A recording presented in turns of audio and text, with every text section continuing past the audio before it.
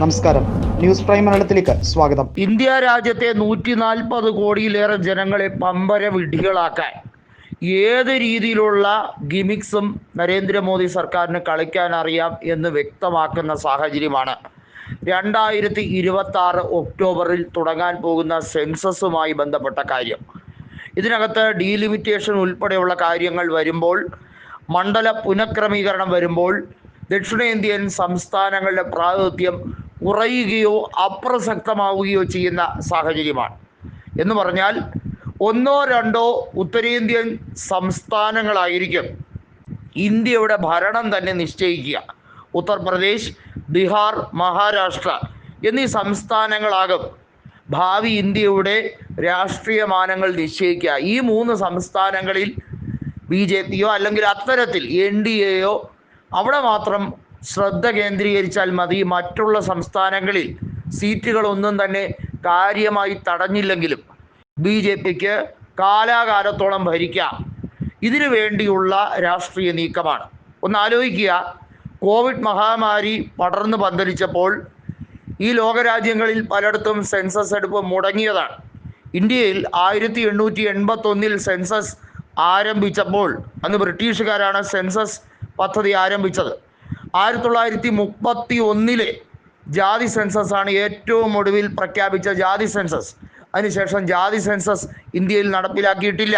അതിൻ്റെ പിൻബലത്തിലാണ് ഇപ്പോഴത്തെ ആനുകൂല്യങ്ങൾ ഉൾപ്പെടെ വിവിധ ജാതി വിഭാഗങ്ങൾക്ക് റിസർവേഷൻ എന്ന രീതിയിൽ, സംവരണം എന്ന രീതിയിൽ നൽകുന്നത്. ഇന്ത്യയിൽ അവസാനം നടത്തിയ പൊതു സെൻസസ് 2011 അത് കഴിഞ്ഞാൽ 2021 നടത്തേണ്ടിയിരുന്നത്.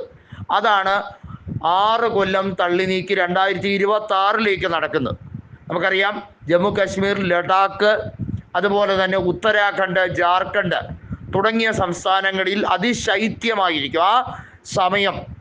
ആ സമയം വരുന്നതിന് മുമ്പ് തുടങ്ങുക, ഏറ്റവും പെട്ടെന്ന് പൂർത്തീകരിക്കുന്ന സംസ്ഥാനങ്ങൾ ആദ്യം അതായിരിക്കും. അതിനുശേഷമായിരിക്കും മറ്റ് സംസ്ഥാനങ്ങളിലേക്ക് ജനസംഖ്യ ആനുപാതികം കൃത്യമായി മനസ്സിലാക്കി അവിടുത്തെ ഡാറ്റ കളക്ട് ചെയ്യുന്നത്.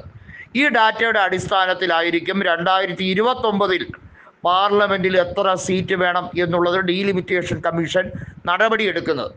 തുടക്കത്തിലേ തന്നെ MK സ്റ്റാലിൻ എതിർത്തുകൊണ്ട് ഇതിനെ പറഞ്ഞത്, വലിയ തോതിൽ നരേന്ദ്രമോദി സർക്കാർ ഈ സെൻസസ് ഡേറ്റ റിപ്പോർട്ടിൻ്റെ അടിസ്ഥാനത്തിൽ മണ്ഡല പുനഃക്രമീകരണം നടത്തുമ്പോൾ രാജ്യത്ത് ഏറ്റവും മികച്ച രീതിയിൽ ഫാമിലി പ്ലാനിംഗ് നടപ്പിലാക്കിയ ദക്ഷിണേന്ത്യൻ സംസ്ഥാനങ്ങളെയും പഞ്ചാബ് പോലുള്ള ചില ഉത്തരേന്ത്യൻ സംസ്ഥാനങ്ങളെയും പരിപൂർണമായി തഴയാൻ വേണ്ടിയുള്ള ശ്രമമാണ്.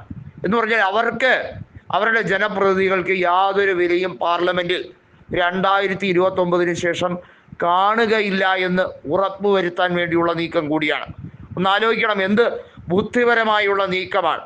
എന്നാൽ ഇതിനെ പ്രത്യക്ഷത്തിൽ BJPക്കെതിരെ കുറ്റം പറയാൻ കഴിയുമോ?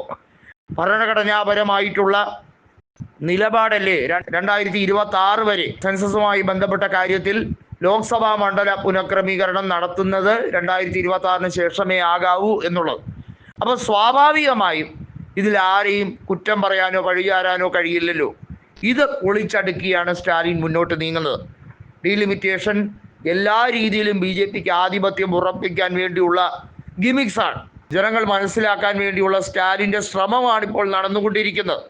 ഉത്തരേന്ത്യൻ സംസ്ഥാനങ്ങൾ എല്ലാ തരത്തിലും ആധിപത്യം നേടിയെടുക്കും. 80 സീറ്റുള്ള ഉത്തർപ്രദേശ് നേരെ ഇരട്ടിയാകുന്നതിൽ 143 സീറ്റുകളിലേക്ക് വർദ്ധിപ്പിക്കുകയും മഹാരാഷ്ട്രയിൽ 48 എന്നുള്ളത് 68, ബീഹാറിൽ 40 എന്നുള്ളത് നേരെ 70 എന്നിങ്ങനെ പോകുമ്പോൾ കേരളം പോലുള്ള സംസ്ഥാനങ്ങളുടെ സീറ്റ് കുറയും.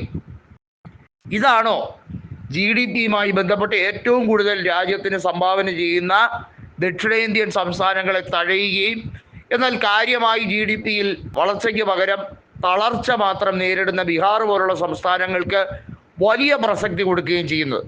ഒന്ന് ആലോചിക്കണം, ദക്ഷിണേന്ത്യൻ സംസ്ഥാനങ്ങളിൽ നിന്ന് വരുന്ന ടാക്സ്, കളക്ട് ചെയ്യുന്ന ടാക്സ് ചെറിയ തോതല്ല. ഇത് വലിയ തോതിൽ ടാക്സ് റിട്ടേൺ എന്നുള്ള രീതിയിൽ കൊടുക്കാതെ ഉത്തരേന്ത്യൻ സംസ്ഥാനങ്ങൾക്ക് വീതിച്ച് നൽകുന്ന തെറ്റായ സമീപനമാണ് നിർമ്മല സീതാരാമൻ അവലംബിക്കുന്നത്.